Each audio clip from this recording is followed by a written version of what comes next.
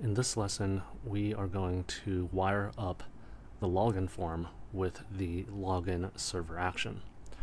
So first, I will import use form state from React DOM, and I will import the login action. And I'm going to initialize some initial state for the form. So this should comply with the shape of this type here that we defined. Right, so we have the form state here, and this should match up with that type. All right, so I'm going to initialize the form state here. Use form state, and I'm going to pass in the action and the initial state. Now we are getting this TypeScript error here. I don't know why this is popping up. In my draft application that doesn't happen, but everything should still work. If anyone knows how to get rid of this error, please leave a comment. Otherwise you can just leave it be, or if you want to get rid of that error, you can also do ts ignore like this. Okay, so let's wire up the action. So here is the action, and I'm going to pass in dispatch, and let's render out the errors below each form field. So here I'm going to have a state dot errors dot username dot map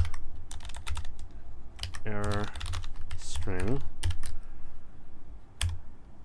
and I'm going to return a p tag where the text is red, and I'll render out the error like that. Okay. So we hit save, and let's copy this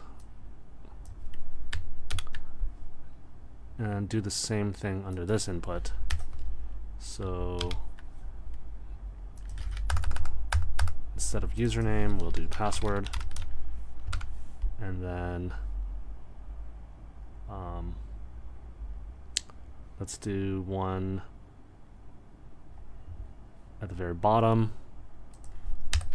right under the button.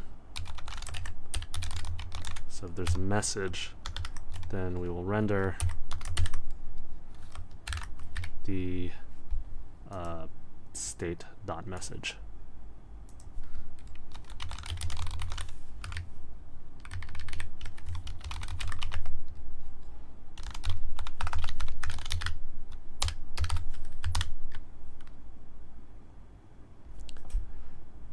Alright, so let's go to the browser, and I'm going to hit submit. Alright, so you can see that the errors are showing. Now if I type in a user that doesn't exist, okay, wait, let's try this. Submit user not found. If I type in a user that does exist but a wrong password, it should say credentials invalid. Now if I type in the correct password and I hit submit, it should redirect me to dashboard and also set the JWT token as a cookie.